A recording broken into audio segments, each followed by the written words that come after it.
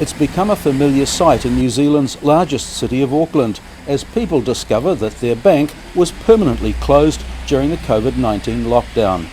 The need to go into the bank has just really reduced, and really the banks can't justify the huge investment they've got in both people and also real estate for these branches. Rural communities are not affected, but the four major banks closed more than 30 city branches across the country.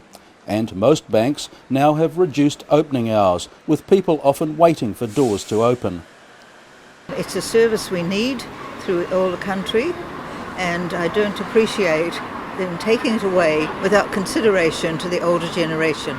The impact of the closures is being felt most in urban centres like Ellerslie, a thriving community of around 9,000 people that saw its last remaining bank closed in April. Lots of the community are really sad to see it go.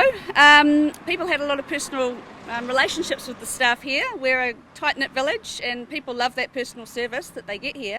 But with more people now banking online, experts predict that New Zealand's branch network could shrink from more than 700 to just 200 within a decade.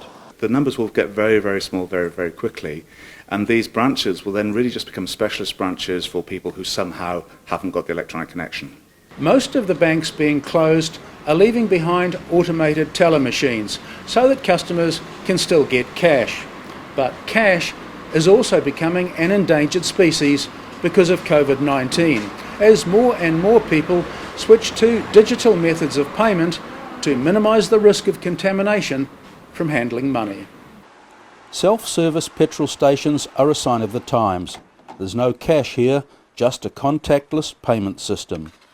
People are using it far more, and I think that those generation of younger people coming through, but also the older people going through, I just simply don't see why you shouldn't have this available for everything. New generation parking meters don't take cash either, but many retailers and consumers are unhappy about the high cost of digital processing fees. They found the fees astronomical though, so lots of them now are cutting back and going back to normal EFTPOS transactions because the fees on PayWave are really quite outstanding. Reactions on the street to digital banking are mixed. I don't need cash. If I want to buy a car or a pie, I just swipe the card like this and it automatically comes out of my bank account. I just don't trust doing it online, But it's because I'm from old school, But New Zealand's march towards a cashless society seems inevitable.